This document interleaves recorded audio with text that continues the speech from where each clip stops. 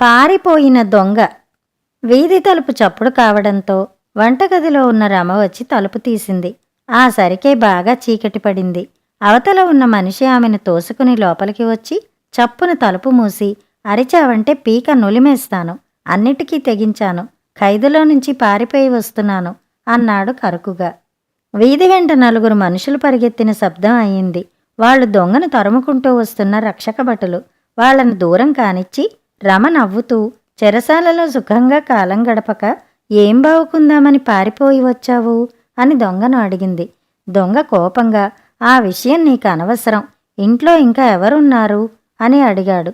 నీకేమీ భయం లేదు, నేను ఒంటరిగానే ఉన్నాను, వంట సగం అయింది, వంటగదిలోకి వస్తావా అంటూ దారి తీసింది రమ.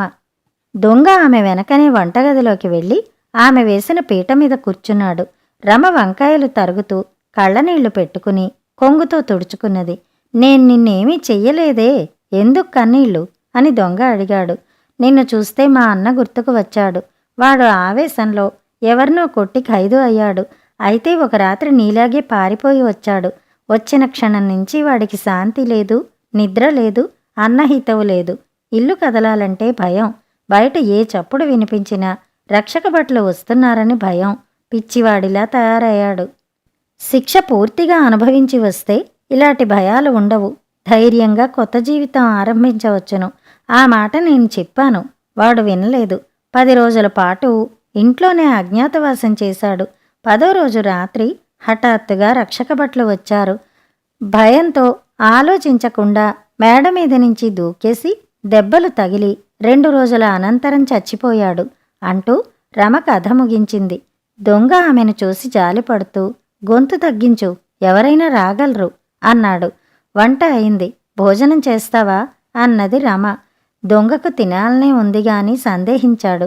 ఇందులో విషం కలపలేదులే, నీ ఎదుటేగా వంట చేశాను అంటూ రమ దొంగ ముందు అన్నం కూరలు వడ్డించింది. వాడు భోజనం చేస్తుంటే రమ, చూడబోతే మంచివాడివిలాగున్నావు, చెరసాల్లో ఎలా పడ్డావు అని అడిగింది. దొంగ ఇలా చెప్పాడు. నా తల్లిదండ్రులెవరో నాకు తెలీదు. ఒక అవ్వ నన్ను పెంచి పెద్ద చేసింది.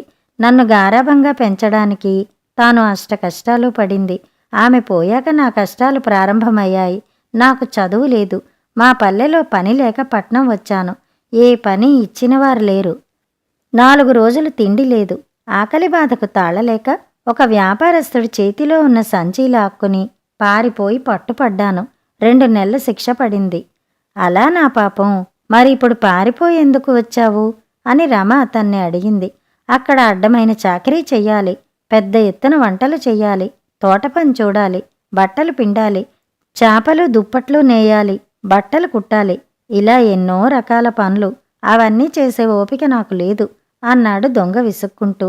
రమ నవ్వి, బయట పని దొరకలేదని దొంగతనం చేసి చెరసాలకు వెళ్ళావు. అక్కడ పని ఎక్కువ అని దొంగతనంగా పారిపోయి వచ్చావు.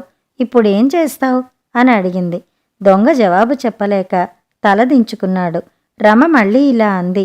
ఇప్పటినుంచి నీకు నరకబాధలు ప్రారంభమవుతాయి. నిద్రాహారాలుండవు. భయం నిన్ను నీడలా అంటిపెట్టుకుని ఉంటుంది. ఇప్పుడు నువ్వు ఎలా బతుకుతావు? ఉద్యోగం ఎలా దొరుకుతుంది? నీకిప్పుడు జైలులో ఉన్న స్వేచ్ఛ కూడా లేదు. పారిపోయి వచ్చి నీ ఖైదు శిక్షను పెంచుకున్నావు. అంతే.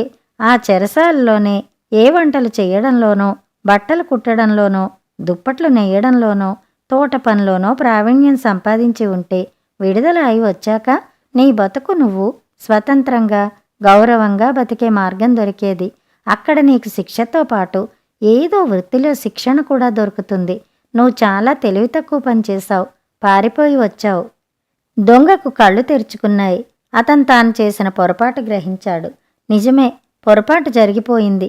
దీన్ని దిద్దుకోవడం ఎలాగా అని అతను రమను అడిగాడు. మించిపోయిందేమీ లేదు. నీ అంతట నువ్వే చెరసాలకు వెళ్ళి పట్టుబడు.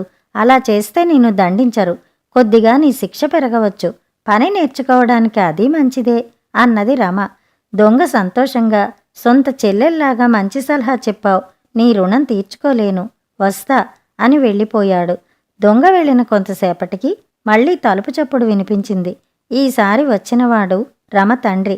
ఎప్పుడూ లేంది ఇంత ఆలస్యం అయిందే నాన్నా అని రమ తండ్రిని అడిగింది.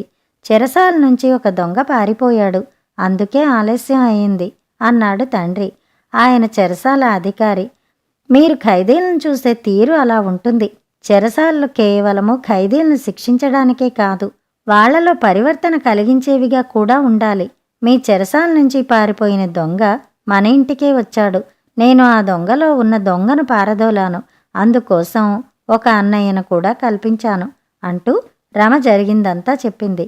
భేష్, చెరసాల అధికారి కూతురి అనిపించుకున్నావు. అతను చెరసాల చేరాడో లేదో చూసి వస్తాను అంటూ ఆయన లేచాడు. ఆ భయం నీకు వద్దు, చెప్పానుగా, అతనిలో దొంగ పారిపోయాడు. భోజనం చేసి నిదానంగా వెళ్ళవచ్చు నువ్వు అన్నది రమ. కథ సమాప్తం. కథ కంచికి, మనం ఇంటికి.